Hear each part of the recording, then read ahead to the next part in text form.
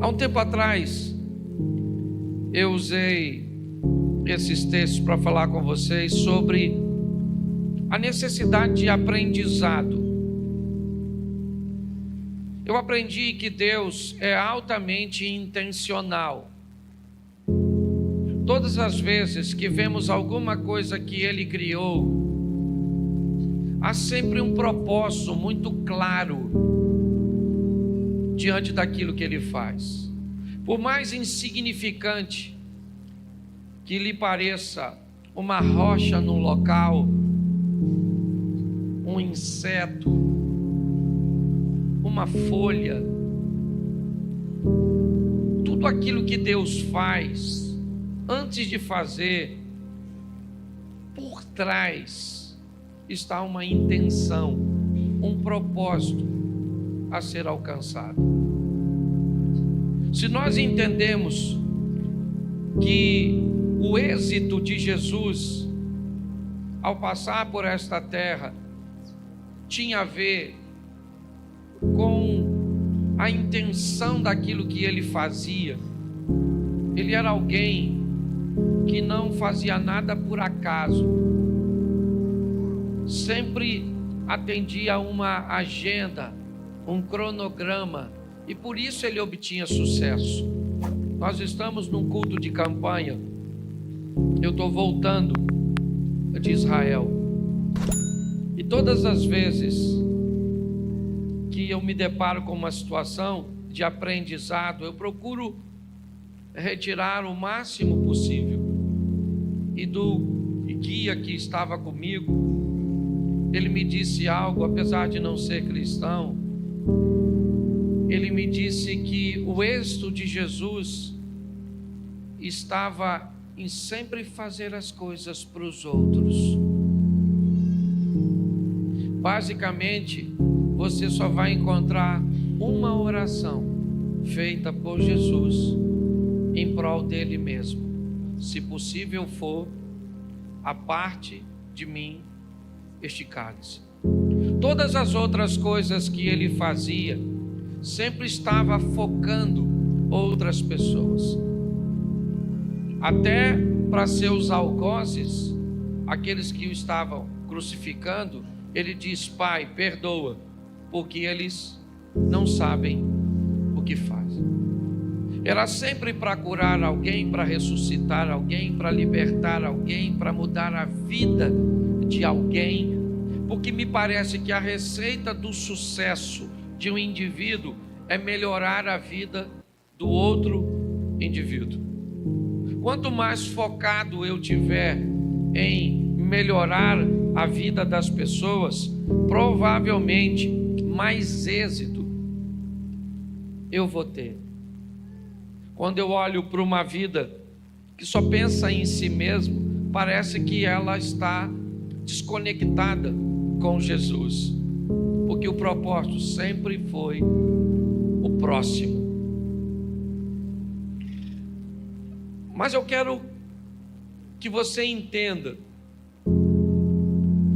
que as adversidades, elas sempre farão parte da nossa vida. E nós vamos precisar aprender com elas. Porque quando eu aprendo, não apenas eu mudo a minha vida, mas eu mudo a vida das pessoas que estão ao meu redor. O tema da minha mensagem é aprendendo com as tempestades. Porque durante as tempestades, você vai se deparar com duas situações: ou com vítimas, ou com pessoas fortes.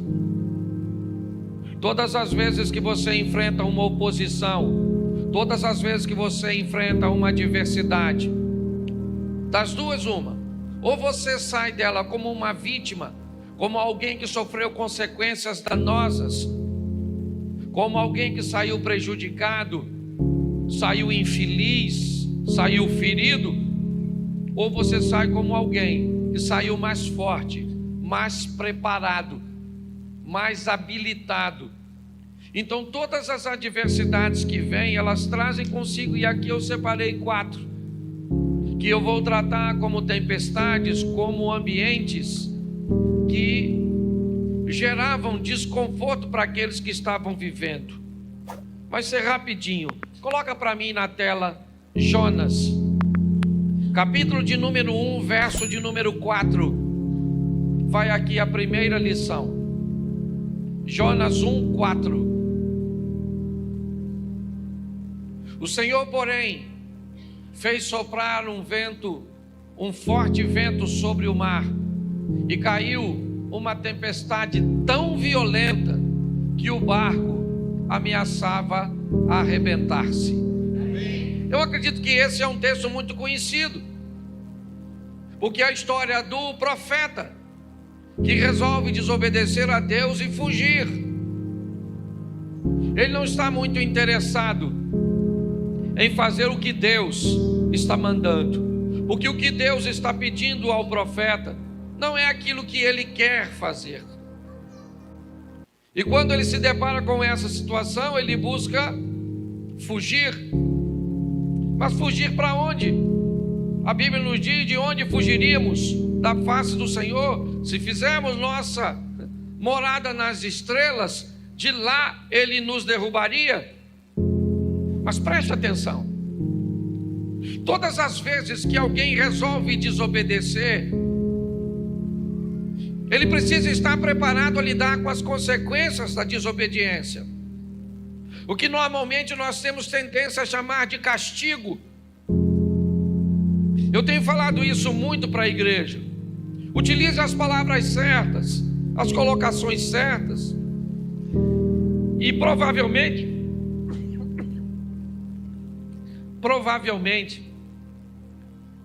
você vai começar a notar uma melhoria na sua vida. Quando você começa a se tornar responsável por aquilo que faz, quando você começa a entender que toda ação gera uma reação, você se torna mais cuidadoso. Nós estamos olhando um profeta, o Jonas. O que ele está fazendo? Ele está fugindo de Deus. Mas para fugir de Deus, ele planeja entrar no navio. Para fugir de Deus, ele se mistura com pessoas, ele se aproxima de pessoas. E todas as vezes que um desobediente se aproxima de alguém, essa pessoa precisa estar extremamente atenta. Por quê? Porque assim como uma fruta podre, ela pode apodrecer com muito mais facilidade às demais, um desobediente, quando entra na vida, na família, na rede social, na empresa de alguém, ele traz consigo todos os prejuízos. Quando Jonas entra no barco, o texto diz que o barco ameaçava a despedaçar. Por quê? Porque esse camarada entrou. Então qual é a função da tempestade? Ela veio conversar com alguém daquele barco. Quem? O responsável. O que aquela crise veio é dizer para o responsável do navio: tem alguém dentro do seu barco que não deveria estar aí. E se você não tomar uma decisão de tirar esse indivíduo de dentro do seu barco, ele afunda.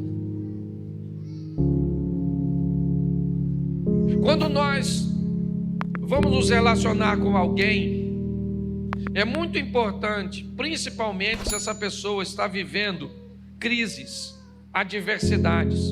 Eu não estou dizendo para você se afastar dessas pessoas.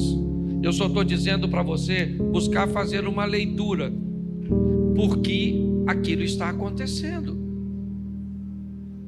O capitão do navio, o navio é dele, ou pelo menos ele é o responsável. Ele tem toda a sua tripulação, ele tem toda a sua carga, ele tem todos os passageiros, inclusive um deles é Jonas. Mas agora tudo aquilo está ameaçado, porque alguém entrou, e esse alguém não deveria estar lá. A tempestade veio, ela era violenta, ela está sacudindo o barco já está correndo o risco de naufragar. O capitão do navio, então, ele é responsável, e ele então começa a procurar, ele começa a buscar provavelmente alguma coisa que ele possa jogar fora. E a primeira coisa que ele viu, a carga. Se eu jogo a carga fora, eu deixo o navio mais leve. Se eu deixo o navio mais leve, a probabilidade dele afundar diminui. Eu dou mais flutuabilidade para ele. Então ele pega a carga e joga fora. Ele joga as malas fora. Ele joga tudo que ele pode jogar fora. Mas espera aí, pastor. O senhor não disse que o problema é Jonas? Pois é. Mas enquanto você não sabe o que precisa jogar fora, você corre o risco de jogar fora aquilo que não precisava jogar. Enquanto você não consegue descobrir o que é que está te levando para o fundo, o que é que está te prendendo, o que é que está te puxando para trás, o que é que está travando sua vida, você corre o risco de perder coisas que não precisa perder. Por que eu perdi a minha empresa? Não precisava perder. Por que eu perdi meu casamento?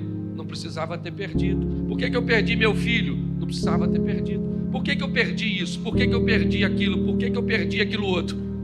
Porque no meio da crise, da tempestade, eu não consegui fazer a leitura correta. E eu não consegui remover da minha vida aquilo que estava me puxando para trás.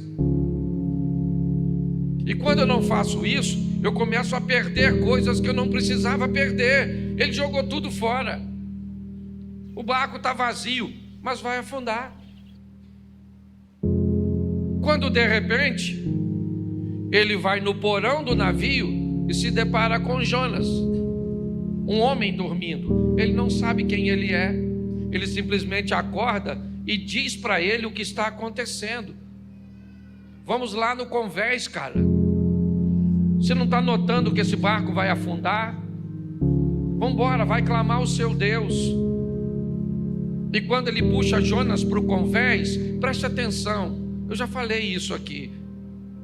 Na maioria das vezes, queridos irmãos, o que vai nos levar para o fundo nem sempre é notório, nem sempre está diante dos nossos olhos. Às vezes o que vai destruir nosso casamento é aquilo que está no porão e não o que está no convés. Às vezes o que vai destruir as nossas finanças é aquilo que está no porão. Aquilo que vai travar a nossa intimidade com Deus é aquilo que seu pai fez e ele já morreu, mas ficou aquilo no porão da sua alma, na escuridão, naquele lugarzinho úmido que impede que o fogo do Espírito alcance por causa da umidade. Muitas pessoas não conseguem enxergar, porque não querem ir, talvez entrar nesse porão, trazer à lembrança novamente aquilo que te feriu. Não adianta mudar para um casamento novo se não corrigir a postura que acabou com o velho. Não adianta trocar de emprego, não adianta não. Se não houver uma correção, se não houver uma mudança de postura. E muitas vezes pessoas não conseguem entender. A crise chegou, o desemprego chegou, o problema chegou, o que ele é uma tempestade. E qual é a função? Denunciar. Dizer para você, muda. Dizer para você, reveja seus valores, seus conceitos, reposicione-se. Mas não, pessoas mudam de ambiente, mas continuam com a mesma postura. A nossa proposta de recomeçar aqui como igreja não tem a ver. Desculpa que eu fiquei basicamente 11 dias falando todos os dias, 4, 5 vezes por dia. Por isso que a voz está assim. A garganta está desse jeito. Então, quando nós olhamos para essa situação, o que nós vemos? Uma tempestade, o que ela quer? Ela quer dizer para o capitão do navio: cara, joga Jonas fora. Tira da sua vida isso. Isso o quê? Eu não sei. Eu sei o que eu tenho que jogar fora da minha vida. Aliás, tem coisas que eu nem sei. Eu preciso de uma revelação de Deus, de uma avaliação, para descobrir o que eu tenho, sabe? O que eu tenho que tirar da minha vida para esse desejo por esse tipo de coisa sair do meu coração. Quem é que eu preciso remover de meu ciclo de amizade que pode estar trazendo para mim esse tipo de comportamento? O que é que eu preciso trazer ou retirar do meu casamento para melhorar meu convívio com minha esposa? Eu preciso entender que essa tempestade aqui de Jonas, ela é uma tempestade que vem para denunciar. Ela vem para dizer: ô, cara, entra aí na sua vida, vai lá no porão, vasculha, pare de perder o que você não precisa perder. Pare de jogar fora o que você não precisa. Invista um pouco de tempo para vasculhar a sua vida à luz da palavra de Deus e descobrir quem participa, quem não participa, o que eu devo fazer, o que eu não devo fazer, porque muitas tempestades e crises têm apenas um propósito: denunciar.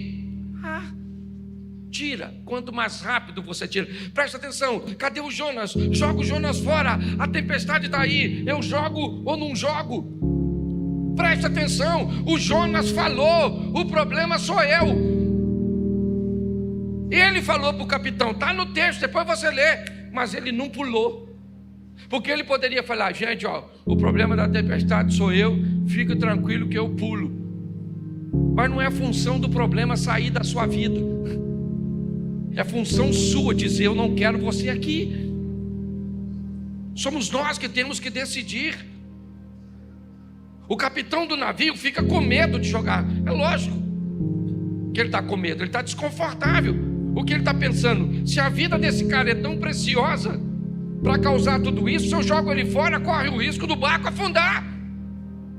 Porque às vezes você fica com medo de terminar o namoro, que já está numa idade avançada. Pastor, se eu termino, como é que eu arrumo outro? Ruim com ele, pior sem ele. Pastor, esse emprego é a única coisa que sobrou. Pare de andar por segurança e comece a viver por fé. Entenda que Deus quer o seu melhor. Fale com Ele: Senhor, quem é esse miserável do Jonas que está na minha vida? Troca o nome. Talvez não seja Jonas, seja Roberto, Antônio, sei lá. Eu não sei quem é a pessoa, eu não sei. Talvez seja o Cláudio, não eu. Quem é? Ah, pastor, meu pai. Seu pai? Sério, pastor. Sabe, ele fez algo comigo que eu nunca esqueci. E por que ele não pede perdão? Porque morreu. Então não vai pedir mais. Então, pastor, mas eu não consigo esquecer. Então morre logo. Porque você tira isso do seu coração, não tem jeito, gente. A postura dos outros não pode determinar a felicidade que você vai viver com Deus. Então está assim de gente vivendo crise, que vem para dizer para você: joga esse Jonas fora, acaba com essa sociedade, acaba com essa amizade, sai desse grupo de internet, não se mistura com esse tipo de gente na igreja, porque até na igreja tem gente ruim. Não é você, mas tem um povo ruim. E eu gosto dessas mensagens de denúncia. Quando a crise vem, eu pergunto: quem é? Onde é que está? Fala comigo. Senhor, me ajuda. Às vezes é coisa que eu estou lendo, é gente que eu estou andando, E aí eu tenho que falar, ó, não ando mais. Não preciso falar com a pessoa, lógico, eu só não ando mais. Porque não faz bem para mim, dá para você entender isso? Então fala para quem está do seu lado, procure o Jonas. Isso aí. Segunda tempestade. Marcos capítulo 4, verso 37. Bota Marcos 4, 37. Levantou-se um forte vendaval, e as ondas se lançavam sobre de modo que esse já ia se enchendo. Presta atenção aqui, outra tempestadezinha. Que passagem é essa? É aquela que Jesus falou para o discípulo: vamos dar um pulinho lá do outro lado, que ele vai lá em Decápolis libertar o malucão lá pelado, o gadareno. Lembra disso? Se não lembra, vai ler, porque está escrito aí. Não sou obrigado a falar tudo. Presta atenção, Jesus está indo, pegou seu discípulo e botou dentro do barco. O discípulo está pensando o quê? Beleza aí, Jesus está com a gente, moleza, hein? Moleza nada, que ele foi dormir. E o barco não era motor. E o discípulo, nossa, chamou a gente para ir, mas está deitadinho. Mas vamos embora. E quem é que vem? Tempestade. Se tem uma coisa que para crente é com fartura, é tempestade. Mal termina uma, já entra outra. Eu não. Parece que a gente vive num turbilhão. Porque todas elas trazem consigo seus ensinar. A primeira tempestade vem como uma tempestade que vem denunciar. E essa agora não tem nada de denúncia. Jesus está lá quietinho, dormindo, e lá vem a tempestade. E sacode para lá, e sacode para cá, e balança para cá, e balança para lá. Um olhou para o outro e falou: nós vamos morrer nesse troço. E ele vai morrer dormindo. Que nem vê vai. Nós vamos morrer. Jesus disse assim, ó: passemos. E eles estão falando, vão morrer. Qual é a diferença entre ele e nós? Nada. Ele diz que nós vamos, vem. Mas o que a gente diz? Tá difícil. Não, eu estou numa luta, menino. Tem gente que parece lutador de UFC. Quando não está lutando, está treinando. Mas é todo dia apanhando e machucando. Olha só, você está rindo, cuidado, pode estar rindo de tudo. Mas olha que coisa engraçada. Os discípulos estão lá. E de repente eles vão lá chamar Jesus. Ele falou: mestre, vou falar uma coisa para o senhor. Deu ruim. Porque olha só, nós vamos afundar. Está decidido. Nós vamos afundar. Jesus levantou, falou para o vento: cala a boca. Ô mar, menos. Marola. Piscina. O vento aquietou. Os caras que andavam por Jesus ficavam olhando um para o outro, falando assim: quem é esse? Muito prazer, Jesus. Estamos andando já há um tempão junto. O que essa tempestade vem mostrar? O poder de quem anda com ele. É isso. Tem problema na nossa vida que só vem para tentar fazer com que nós venhamos descobrir quem é aquele que está no barco conosco. Porque Jesus disse: passemos. Ele não disse passe, ele disse: passemos, eu vou junto com vocês. O que pegar para vocês, pega para mim. Quem se levantar contra vocês, se levanta contra mim. É isso, eu vou estar com vocês. Tem tempestade, gente, que só vem para isso. E aí tem gente que perde tanta oportunidade de descobrir, porque fica com tanto medo, que não consegue ter a experiência de descobrir que aquele que está com você, aquele que está conosco, é maior do que tudo aquilo que nós vamos enfrentar. Tem tempestade que só vem para isso, só para mostrar o quão grande é o nosso Deus. A maioria delas, fala sério, gente, é o mesmo motivo que Davi enfrentou Golias. Por que Davi enfrentou Golias? Sabe por quê? Porque ele matou leão e urso. Foi por isso. Ele falou para Saul que foi por causa disso. Saul falou: garoto, deixa eu falar uma coisa para tu, não vai rolar. O cara é grande, tu notou que o cara é grande? Guerreiro, grandão, fortão. O cara tem escudo. O que tu tem? Uma tiradeirazinha. Davi falou, não, peraí, vou falar uma coisa para o senhor aqui. Eu estava apacentando as ovelhas do papai em certa ocasião. E aí veio um leãozão lá e falou, vou pegar uma ovelha. Eu falei, não mexe com a ovelha do papai. Não é nem minha. É de papai, mas papai deixou comigo. E eu vou, não pega não. O leão falou, eu vou pegar. Davi falou, então pega que eu arrebento você. Matei o leão, depois vem o urso que estava desavisado. Matei o urso. Então eu vou falar para você, eu mato esse gigante. Deixa eu falar uma coisa para você. Quantos leões e ursos você já enfrentou na sua vida? Qual deles que te destruiu? Então não é esse que você está enfrentando hoje que vai te destruir. Porque o Deus que te deu vitória no passado é o mesmo Deus para te dar vitória hoje. É assim que funciona. Mas tem tempestade que só vem para mostrar para nós.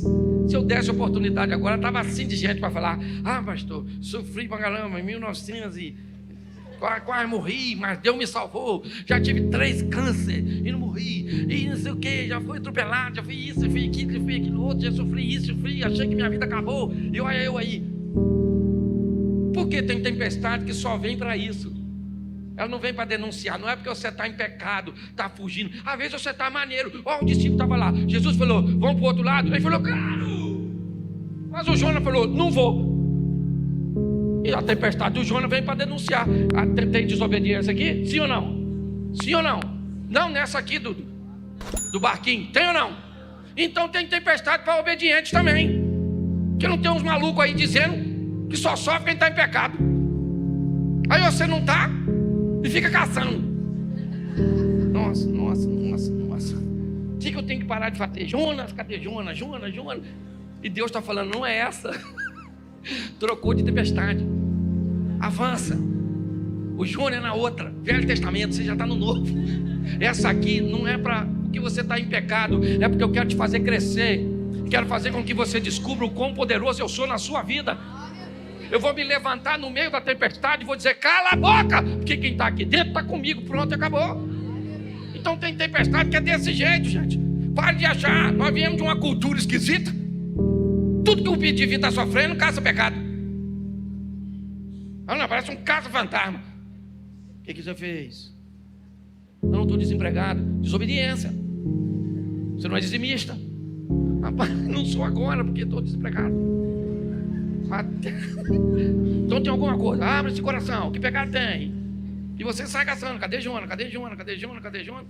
E Deus diz, não é Jonas, meu filho. Atualiza essa mente sua. Assim de gente. Então tem tempestade que é desse, tá? Um montão de gente. Eu, por exemplo, tenho um montão de tempestade que eu já enfrentei, que era só para demonstrar o poder, mas também tem umas tempestades que era para tirar o Jonas. Já tirei muita gente da minha vida. Louvado seja Deus. Estou falando sério. Eu trabalhava numa empresa que se Deus não me mandasse embora, eu estava lá até hoje. Perto de um lugar que eu gostava. E pagava 3 salários. Que beleza. Criei minha família com 3 salários. Era uma maravilha. Mas Deus precisou tirar aquilo. Aquilo era um Jonas que atrasava a minha vida. Quando me mandaram embora, pensa no cara chorando. Meu Deus do céu, o que vai ser da minha vida? Eu imagino Deus olhando. Você é uma besta mesmo. Se olhasse o que eu estou preparando. E eu lá, cheio de medo. Então não tem jeito não. Tem que aprender com as tempestades, tem que aprender. Tempestade não veio só para desobediente, não. Os caras estavam lá, Jesus falou, vamos, ele falou, vou. E Jesus foi fazer o quê? Dormir. Não podia estar acordado. Que aí eles falavam logo lá, Jesus só mandou nós vir a tempestade. Jesus falava de longe, haja fora. Mas não, a tempestade chegou e tal. Ele não acordou, devia estar todo molhado. Para mim ele estava acordado, estava fingindo. Para mim estava. Que se o barco já está enchendo, vai afundando, como é que ele vai estar dormindo? Eu imaginei ele lá. Alguém falou, acorda Jesus. Ele só abriu o olho e falou, qual é? Hoje nós vamos morrer. Ele vai morrer nada. Espera um pouquinho que eu vou falar com você. Quem é o problema? O vento? Ô vento! Cala a boca. Ô mar, fica quietinho. E os discípulos lá, quem é esse? Que até tem gente de 40 anos andando com Jesus. Quando Jesus faz alguma coisa, diz, quem é você? Nossa, sou um seu amigo novo. Acabei de chegar agora. Então aprenda a viver tempestade. Fala para quem está do seu lado, tempestade também vem para obediente. É isso aí. Vamos para a terceira tempestade? Mateus 14, 24. Isso não define muito uma tempestade, mas um ambiente bem inóspito.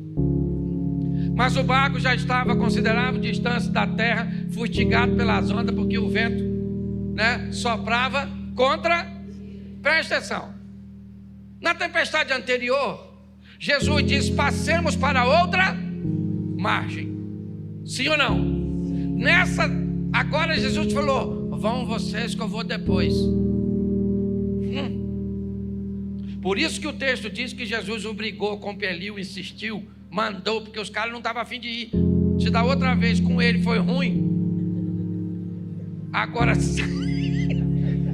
sem ele, pastor, por que agora Jesus não vai? Porque é outra lição. Tem lugar que ele vai contigo, tem outra que ele diz: vai você que eu vou depois, para ver o que você é capaz de fazer. Foram lá.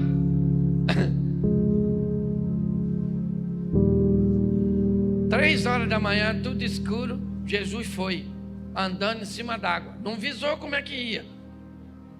Tá ele literalmente tirando onda, cantando Roberto Carlos. Esse cara sou eu.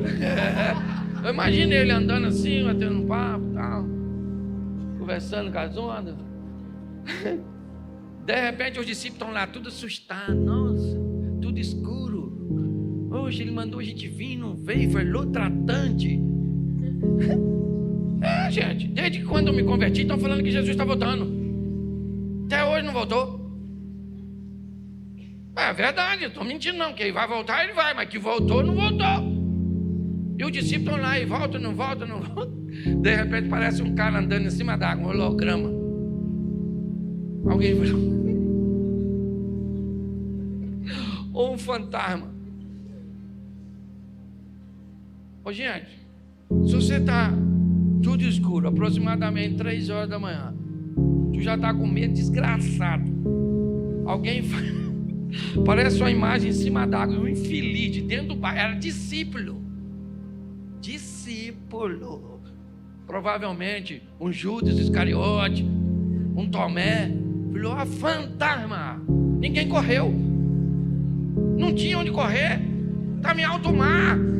Porque na maioria das vezes, durante a tempestade, não tem rota de fuga, você tem que enfrentar.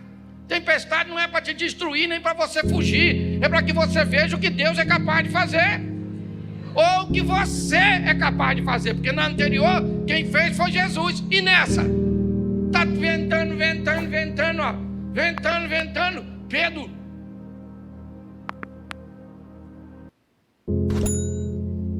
aí, é Jesus mesmo? Pô, deixa eu andar em cima d'água. Pô, tô afinzão de andar, tá vendo ele? É ele mesmo, né? Eu vou aí, hein? Porque tem tempestade e crise que não é para Deus agir, é para você agir e experimentar o que ele pode fazer.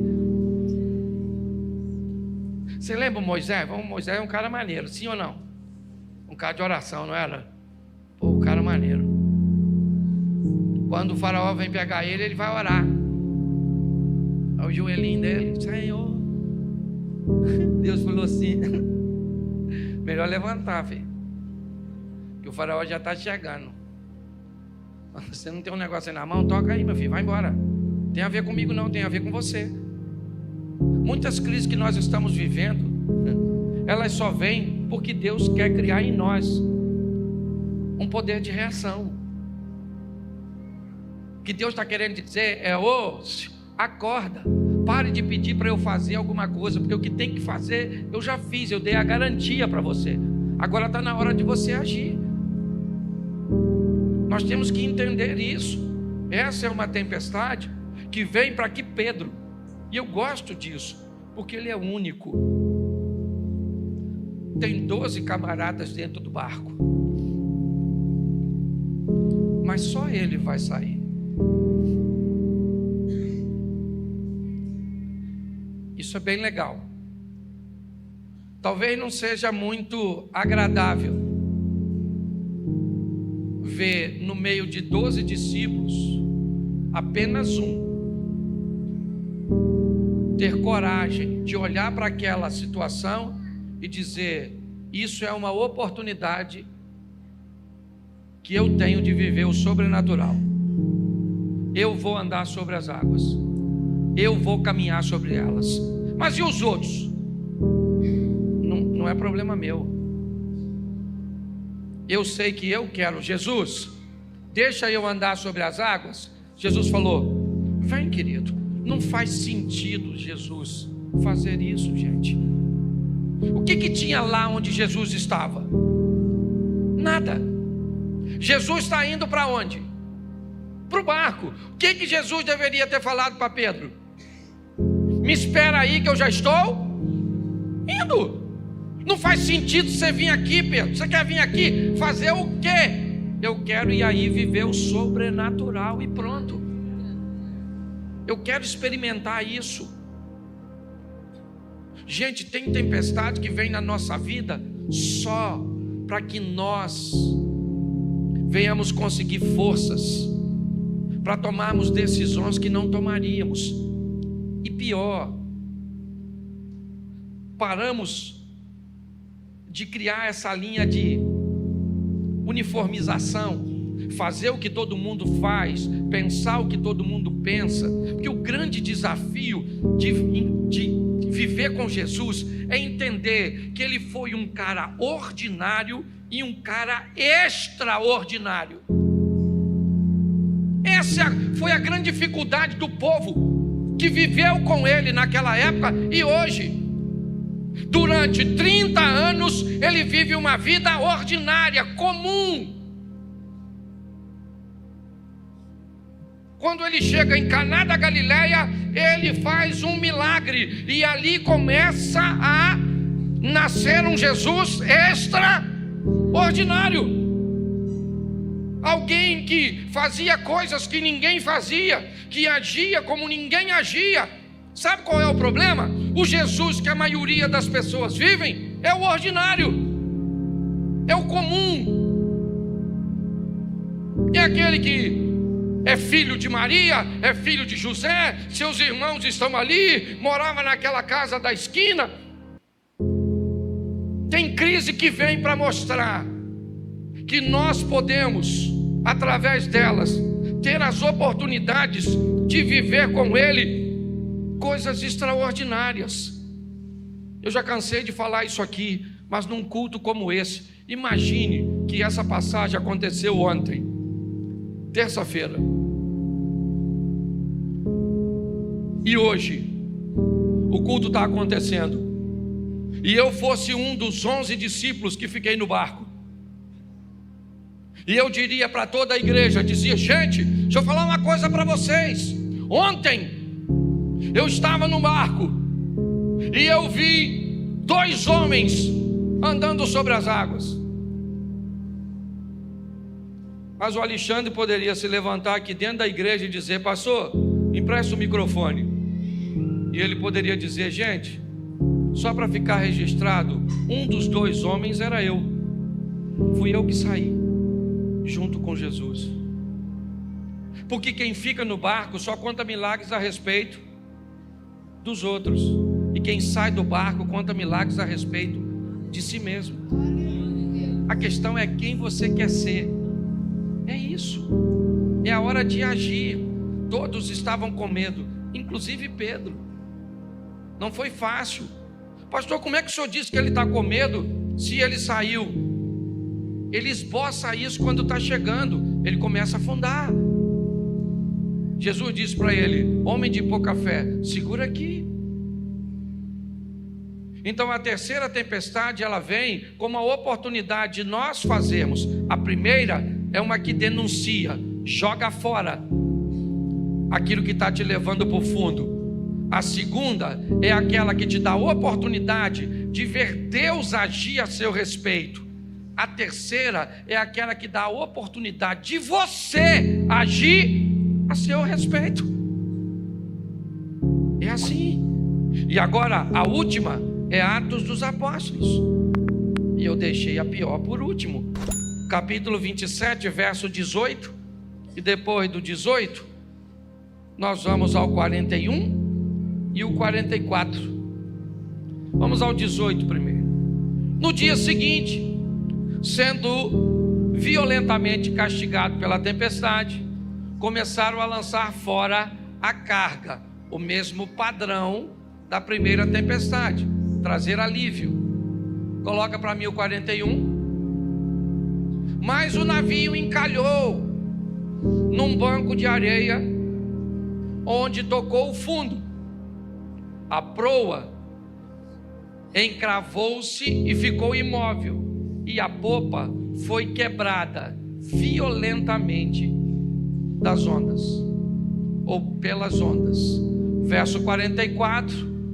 Outros teriam que salvar-se em tábuas ou em pedaços do navio. Dessa forma, todos, quantos? Chegaram a salvo em? Presta atenção na quarta tempestade. Ela foi a que durou mais tempo. Nesse navio está o apóstolo Paulo. Fizeram manobras, esconderam-se atrás de ilhas, esperaram alguns dias para ver se a tempestade cessaria. Ela não cessou. Quando tentaram navegar um pouco mais, nós vimos que o navio encalhou e as ondas nele encalhado começaram a bater de uma tal forma que ele se rompeu. Bom,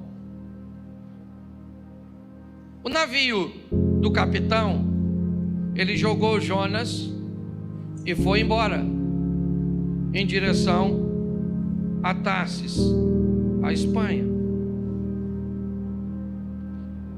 O barco de Marcos, capítulo 4, a partir do verso 35, Jesus repreende o vento e o mar e fica tudo certo. Mateus 14, a partir do 22, é a terceira tempestade, onde Pedro anda sobre as águas, e assim que Jesus pisa no barco, o vento vai embora. Mas a última tempestade não foi legal para o barco. Ele naufragou, ele se despedaçou. Mas o texto diz que as pessoas que estavam no barco, presas aos destroços, conseguiram chegar na areia e ninguém morreu. A Bíblia está me dizendo que tem tempestades que não adianta jogar fora, que o Senhor não vai se levantar para acalmá-la, que não é a sua decisão assertiva que vai fazer ela passar, porque ela vai afundar. O barco vai afundar. O ente querido vai morrer. A empresa vai fechar. O casamento vai virar divórcio. O filho pode caminhar para um caminho que não deve. Tem tempestades que elas são extremamente prejudiciais, danosas. Mas o que ainda essa tempestade me mostra é que ninguém morreu. E aqui não estou falando simplesmente de morte física, não. A nossa ótica a respeito da Bíblia, nós temos muito que aprender. Eu acabei de chegar de um lugar que o dia começa na noite. Sim, para os judeus, o dia não pode começar de dia e terminar à noite. Ele tem que começar de noite e terminar de dia, porque o Senhor nos chamou das trevas para a sua maravilhosa luz. Não faz sentido um dia que começa com dia e termina com noite. Ele tem que começar com noite e terminar com dia. Quando nós começamos a mudar a nossa mente, nós nós vamos descobrindo a grandeza do que Ele deseja realizar. Essa tempestade, para mim, é a tempestade que originou o nome da nossa igreja. A oportunidade que Deus nos dá de um recomeço, de olhar para os destroços do nosso casamento, para olhar dos destroços de nossa vida emocional, para olhar dos destroços de nossas decepções, mas saber que nós seguramos, sabe, literalmente numa tábua de salvação, e chegamos até a praia com a possibilidade de vivermos em Deus, por sua misericórdia, uma nova fase. Mas uma nova fase como uma pessoa nova.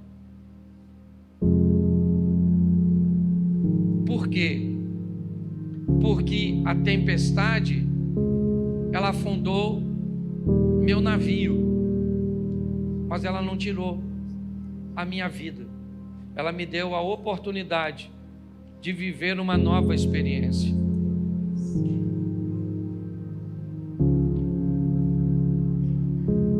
É muito importante nós entendermos isso. Uma nova oportunidade concedida, antes de ser aproveitada, irmãos, é preciso que faça uma revisão no que aconteceu para que nós vivenciássemos isso. Foi isso que tirou Ezequias do buraco. Por que é que nós estamos aqui? Porque nossos pais viraram as costas para Deus, apagaram a lâmpada, não queimaram incenso, nem ofereceram holocausto ao Deus de Israel. Agora eu estou resolvido a fazer uma aliança. Eu quero uma nova oportunidade, mas para tomar uma postura diferente. Vamos sair daqui primeiro para fazer uma leitura. Que tempestade eu estou vivendo?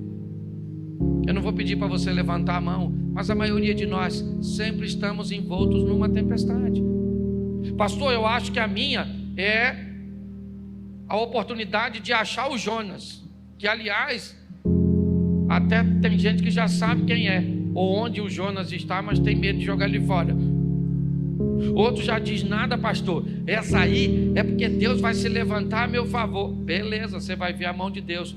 Pastor, a minha eu acho que não tem nada a ver com Deus, que eu estou esperando Ele agir há tanto tempo, que hoje eu descobri que quem tem que agir não é Ele, sou eu. Ô pastor, a minha acabou com o meu barco. Eu garrei numa ripa, não foi nem numa tábua, só tinha um pedacinho. Pois é, eu não sei, eu só sei de uma coisa: você não está nesse mundo para perder, você veio aqui para ganhar. Posso ouvir um amém? Amém. Isso aí, nós viemos aqui para ganhar.